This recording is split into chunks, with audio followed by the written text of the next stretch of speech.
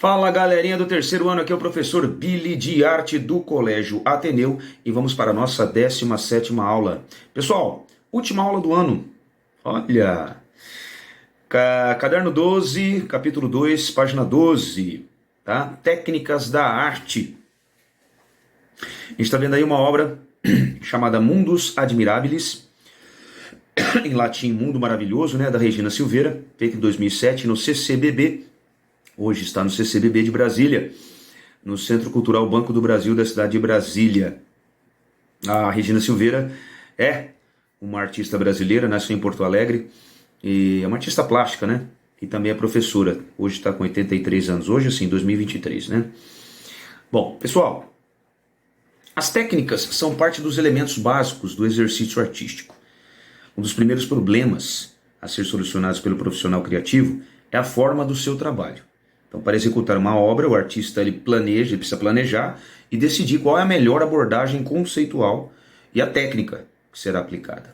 Neste capítulo, veremos as principais técnicas utilizadas pelos artistas visuais, das mais tradicionais e antigas, às que se aplicam na contemporaneidade, quer dizer, nos dias de hoje, influenciadas pelos avanços tecnológicos em curso.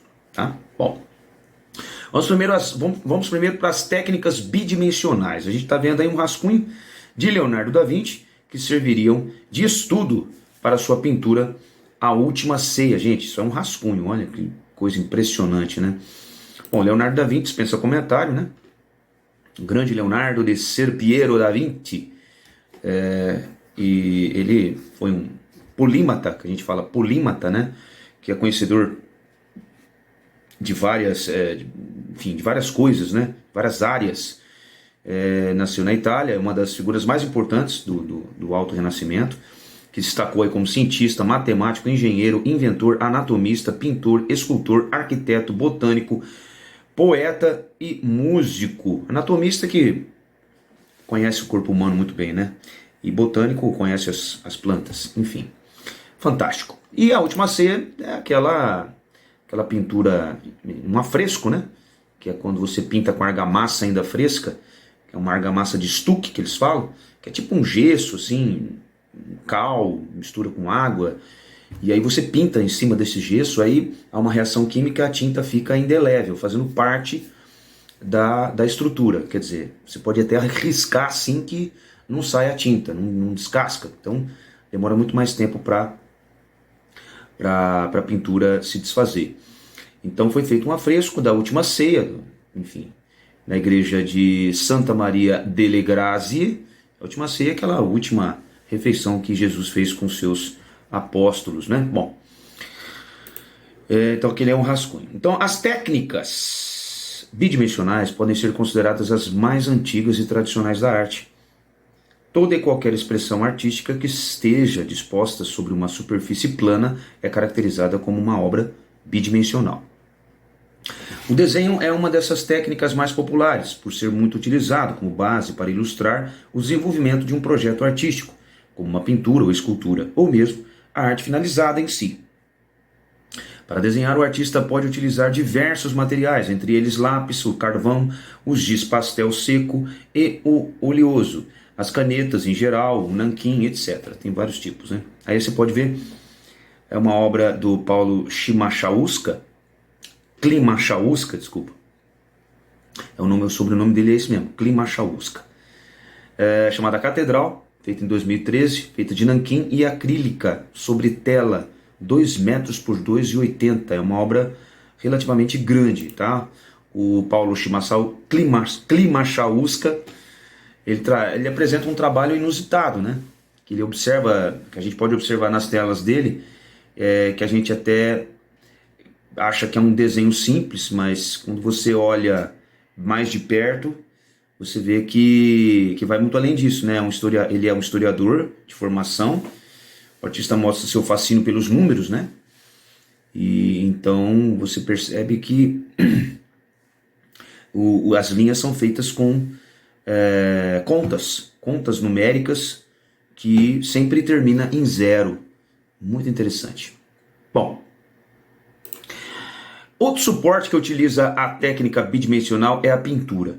Lembrando que o Paulo é brasileiro, lógico, né? Mora em São Paulo, trabalha em São Paulo até hoje. Então, outro suporte que utiliza a técnica bidimensional é a pintura, que pode ser realizada aplicando os pigmentos com pincel sobre papel, tela, madeira e até mesmo em muro. As tintas utilizadas na pintura são diversas. Existem as de base em água, como a tinta acrílica e a tinta guache. As que têm base em óleo, enfim, e outras, né? A aerografia e as tintas em aerosol não necessitam de pincéis, pois sua aplicação é feita com outro tipo de instrumento. A pressão do jato de ar que expele a tinta pode ser controlada pelo pintor de maneira a criar nuances e gradações na obra. É como se fosse um spray, tá? Mas é feita com um ar comprimido, né? Que entra dentro de uma canetinha e você vai controlando a força, enfim, da saída da tinta. Tá? Aí você pode ver uma pessoa fazendo uma pintura com aerógrafo. Dá uma olhadinha nessa imagem para você entender melhor.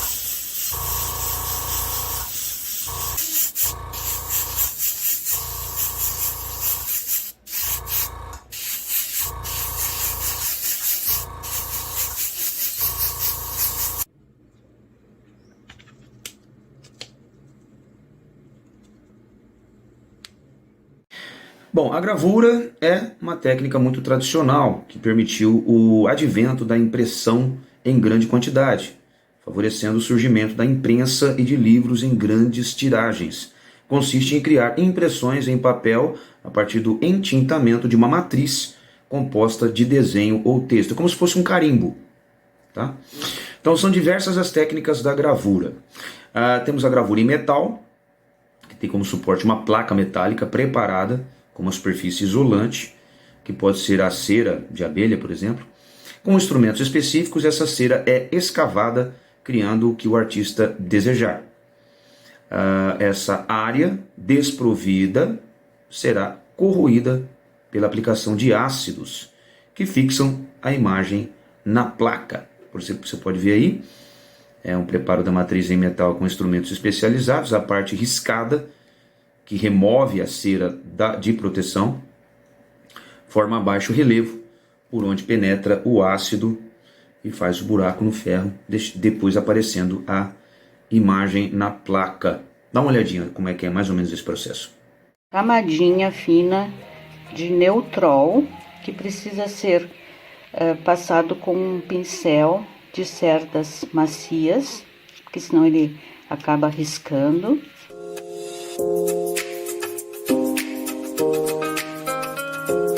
Primeiro, então, a placa teve as bordas chanfradas, lixada a superfície, polida, depois foi passada uma camada de neutrol, depois de seca eu trabalhei na realidade nesta imagem de uma foto que eu fiz aqui do meu jardim, manipulei no computador, salientei os contrastes e também inverti a imagem no próprio computador. E agora eu estou fazendo a transferência e aqui dá para ver, vocês podem usar um lápis, uma ponta, que então vai marcar essa superfície, na realidade nem precisa de carbono, dá para ver aqui.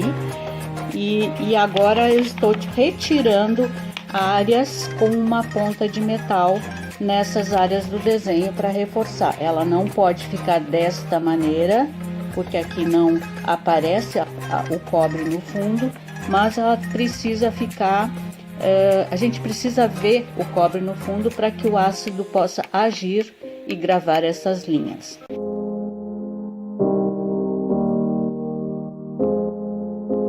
Bom, a xilogravura é a gravura realizada com a matriz em madeira agora. Então o gravador escava a parte em que não gostaria que fosse aplicada a tinta, fica em baixo relevo, né? E a parte que forma o desenho deve ser a de maior relevo. A gente pode ver a imagem de uma xilogravura impressa a partir da matriz em madeira. A parte sem tinta é a parte escavada, mais baixa, que é a parte escura, onde é aplicado o pigmento. Então aí é literalmente como se fosse um carimbo mesmo, tá? Aí depois nós temos a litografia ou litogravura, que é a técnica em que não há necessidade de escavar a matriz, pois o desenho é criado a partir de um bastão oleoso sobre uma pedra. Como você pode ver aí, a pedra utilizada na litografia com o desenho.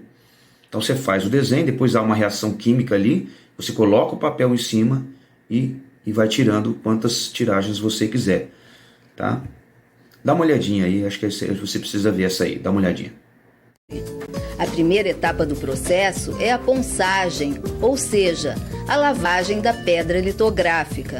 A ilustração anterior é eliminada, permitindo que a matriz calcária receba um novo desenho.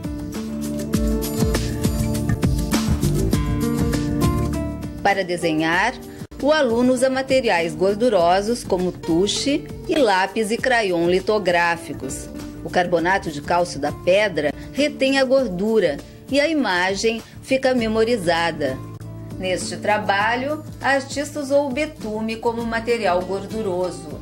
Foi passado o betume na pedra, foi feito o desenho e agora eu estou retirando, né, retirando o betume para ir aparecendo o desenho, usando várias técnicas, várias pontas e lixas para tirar.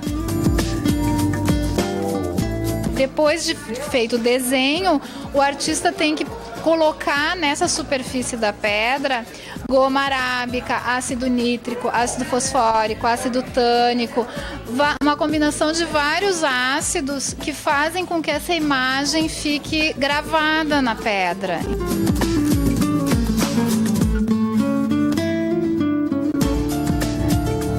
O passo seguinte é passar o rolo com tinta de impressão sobre a pedra e levá-la para a prensa. Aqui o impressor Rogério da Rosa faz uma edição da gravura.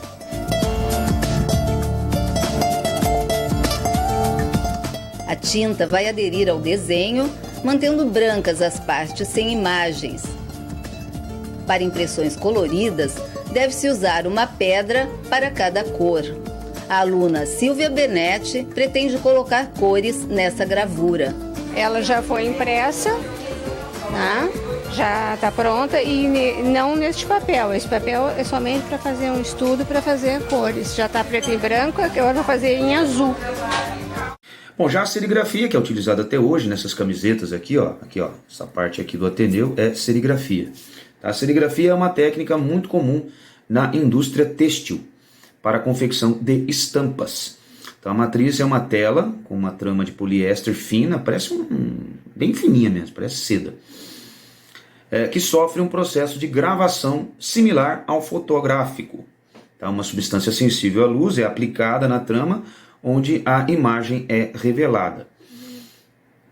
Então você pode ver aí, ó, essa tela verde aí, bem fininha, passou por um processo fotográfico, onde fica a imagem, como se fosse uma imagem em baixo relevo, mas não em baixo relevo, onde passa a tinta, tá? E aí você passa essa tinta com esse rolo aí e é impressa no tecido, enfim, em outros objetos. Dá uma olhadinha para você entender também.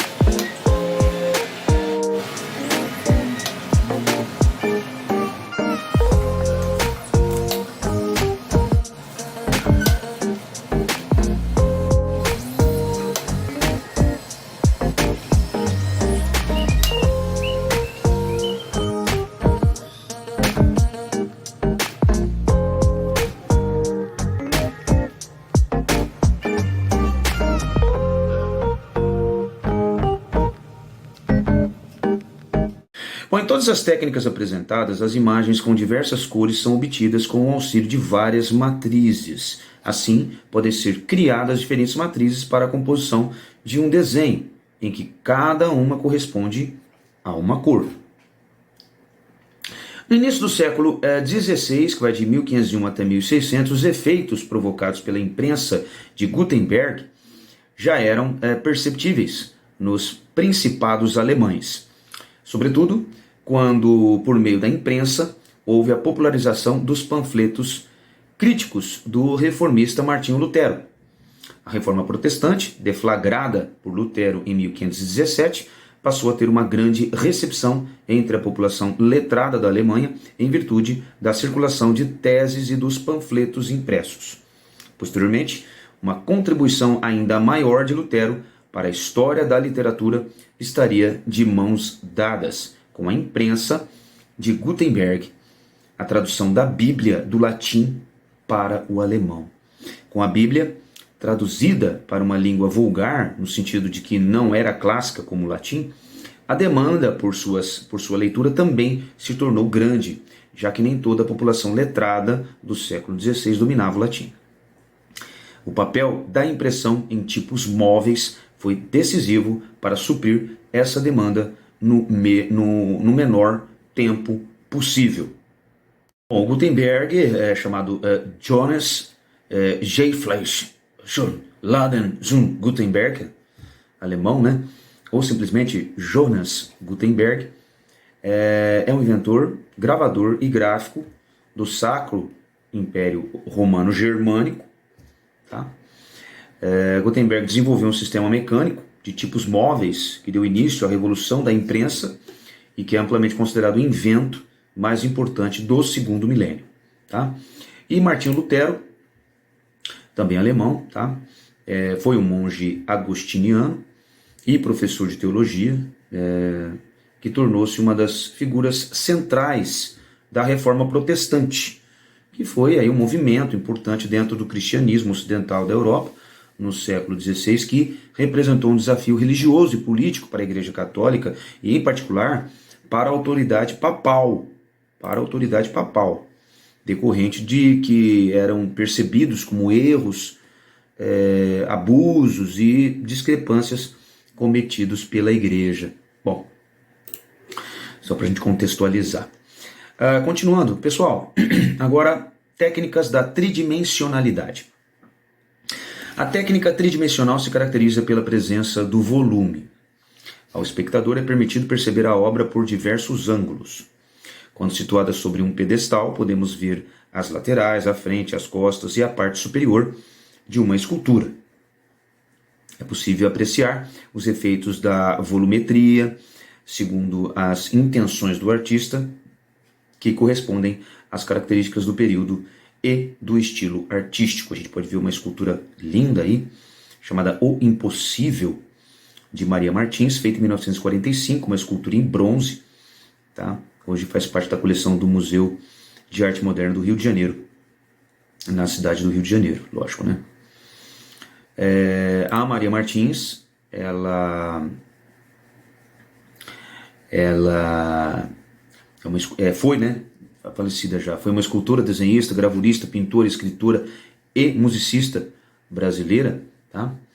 Uma das mais influentes surrealistas no Brasil. Então, Maria Martins é às vezes chamada de Frida Kahlo brasileira. Frida Kahlo é uma das maiores pintoras mexicanas, né? Morreu aí com 78 anos. Bom, a escultura, assim como a pintura e o desenho, atravessou diversos estilos dentro das artes visuais, indo desde a reprodução fidedigna da realidade até a desconstrução completa da apresentação com abstracionismo e minimalismo. Minimalismo é um mínimo, pode ser arte. Uma particularidade da técnica é a sua inserção no cotidiano. Nos espaços públicos é possível conhecer diversos monumentos, bustos e esculturas de corpo inteiro que homenageiam situações ou personalidades.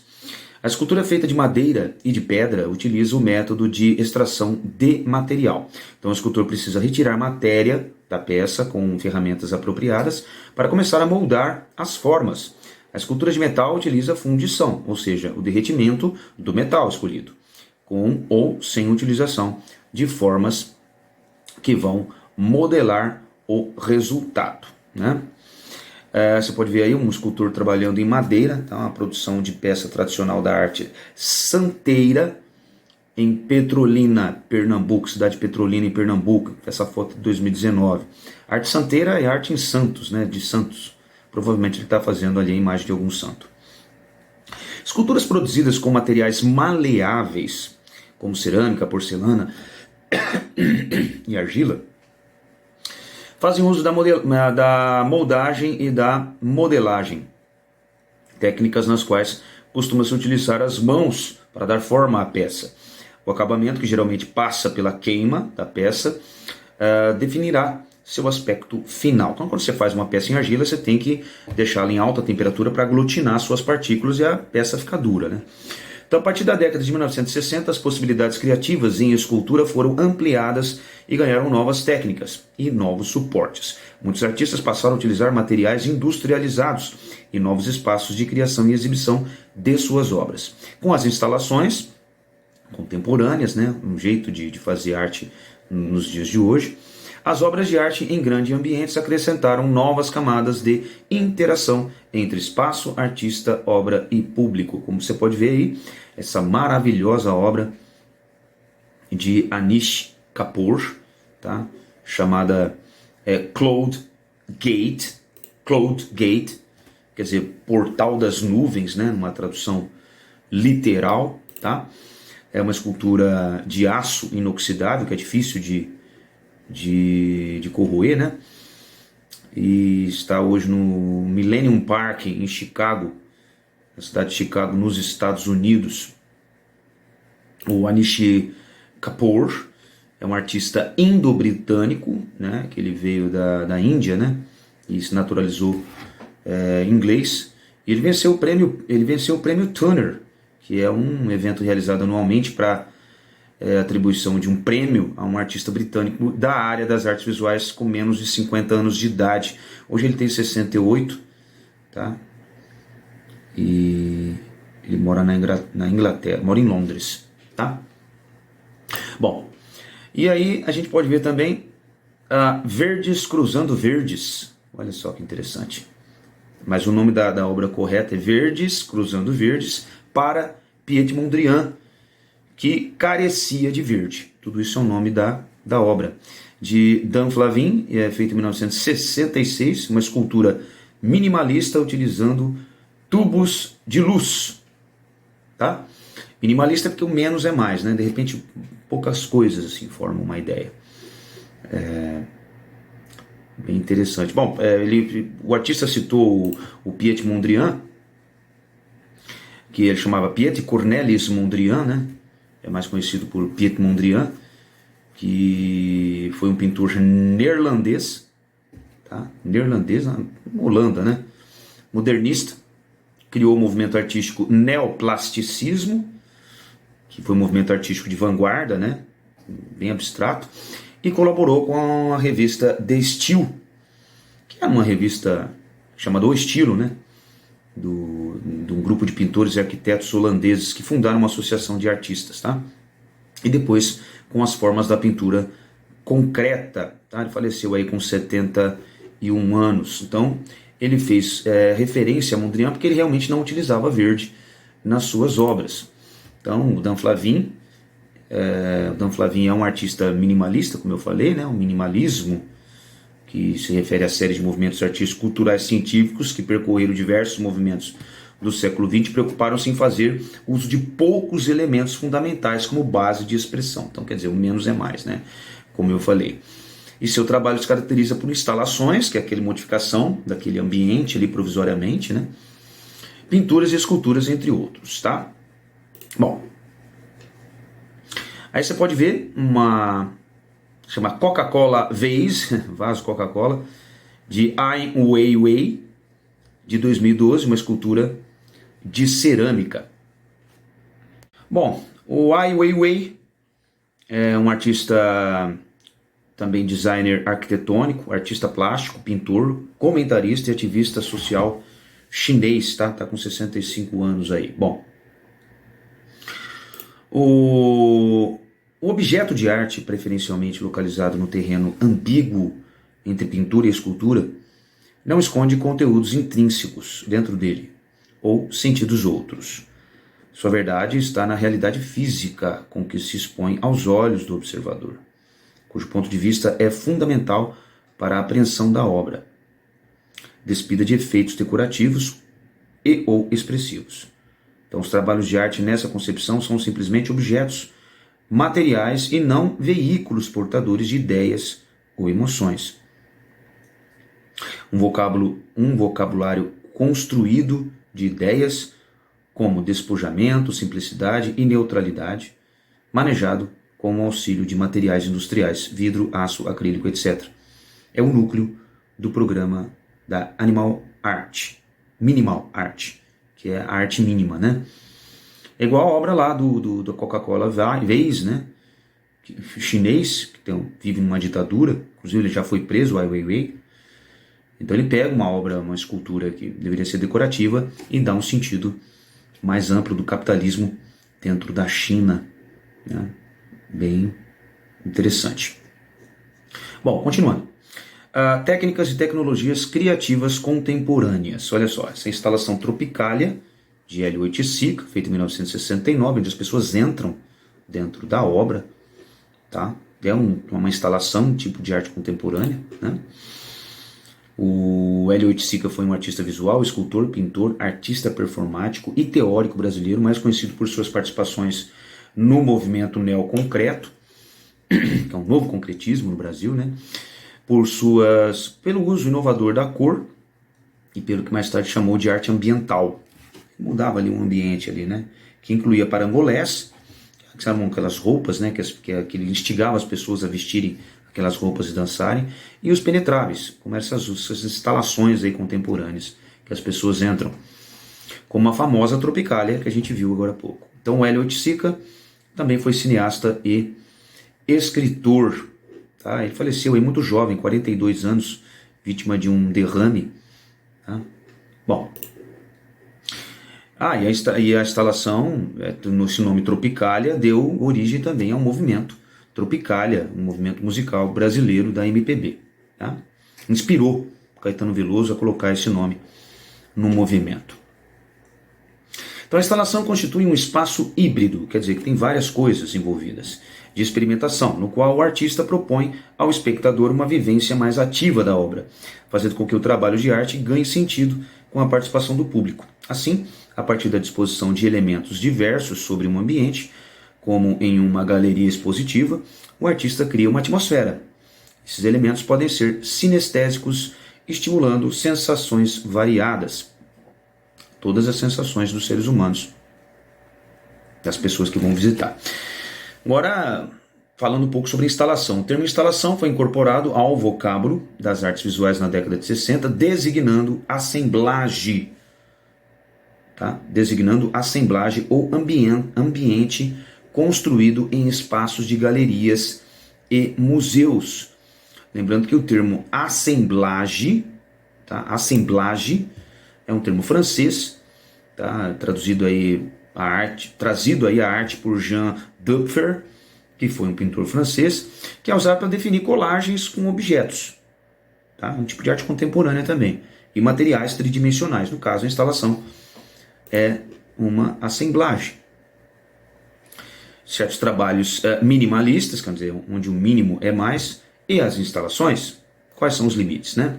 Não tem limite. Então, as ambiguidades que apresentam desde a origem não podem ser esquecidas, tampouco devem afastar o esforço de pensar as particularidades dessa modalidade de produção artística, que lança a obra no espaço com o auxílio de materiais muito variados, na tentativa de construir um certo ambiente ou cena, cujo movimento é dado pela relação entre objetos, construções, o ponto de vista e o corpo do observador. Tá? Das pessoas, não do artista, senão vira performance. Para a apresentação da obra é preciso percorrê-la, passar entre suas dobras e aberturas, ou simplesmente caminhar pelas veredas, chique, né? Pelas veredas e trilhas que ela constrói por meio da disposição das peças, cores e objetos. É uma explicação aí do que é a instalação da Enciclopédia Itaú, Cultural de Arte e Cultura Brasileira. Bom, com o auxílio de tecnologias oriundas da indústria da construção civil, os artistas têm desenvolvido trabalhos desafiadores, que escapam da escala humana ou das capacidades individuais para sua produção. Quer dizer, precisa de outras pessoas para ajudar ele a construir. Então, o artista dinamarquês Olafur Eliasson, por exemplo, instalou uma cachoeira artificial nos jardins do Palácio de Versalhes, em Paris, em 2016. Olha só essa cachoeira aí. Waterfall, quer dizer cachoeira em inglês, né? De Olafur Eliasson, feita em 2016, instalação em Versalhes, na França. Muito interessante, né? Bom, o Olafur Eliasson, ele é conhecido por esculturas e arte de instalação em grande escala, né? Bem grande, que emprega materiais, elementos como luz, água, como você viu, e temperatura do ar, para aprimorar a experiência do espectador. Hoje ele está com 55 anos, hoje 2023, né? As tecnologias visuais contemporâneas também são responsáveis pela exuberante visualidade das videoinstalações, principalmente pelo seu caráter de hiperrealismo. As instalações do artista estadunidense, quer dizer, dos Estados Unidos, Bill Viola, são exemplos de projeções de videoarte em grande escala. Todos os avanços tecnológicos pelo lado prático e conceituais, pelo lado do pensamento em arte, favorecem rupturas e transformações na expressão artística. Olha que coisa mais linda essa obra, chamada Tristan Ascension, quer dizer, Ascensão de Tristão, de Bill Viola, 2005. Maravilhoso, né? Bom, Tristão é um personagem, né, lendário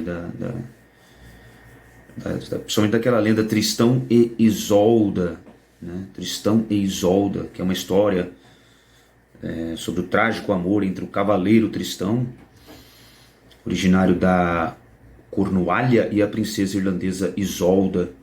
É tudo de origem medieval, né? A lenda foi contada e recontada, muitas diferentes versões ao longo dos séculos, né? E Tristão é um cavaleiro, é um dos cavaleiros da Távola Redonda, né?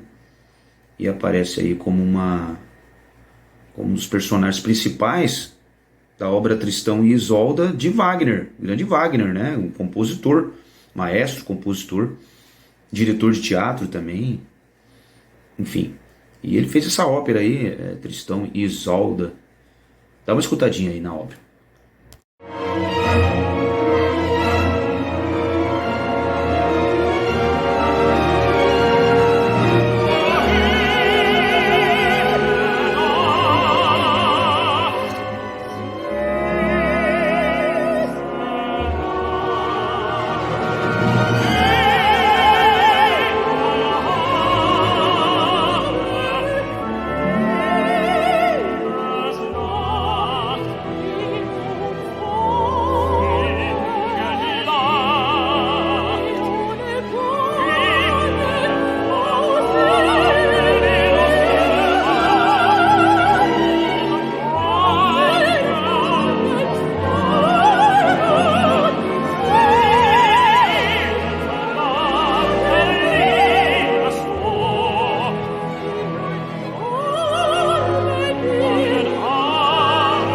Bom, pessoal, esse aí é o Bill Viola, tá?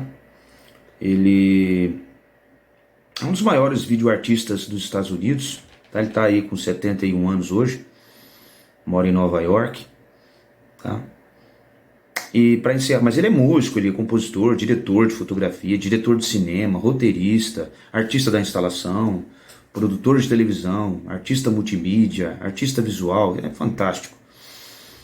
E para encerrar nossa aula, eu vou deixar vocês observando aí aquela obra dele, né, do Tristan's Ascension. É bem interessante esse vídeo dessa obra. E já agradecendo a todos vocês, um beijo no coração. Obrigado, tá, pela atenção de vocês, pelo carinho comigo. Esse ano foi maravilhoso. Deus abençoe o caminho de vocês a partir de agora. Excelente formatura e muito sucesso. Sucesso, sucesso cada vez mais. Amo vocês, vou guardar cada um de vocês dentro do meu coração. Tá bom? Obrigado, gente. Até a próxima. Tchau, parabéns.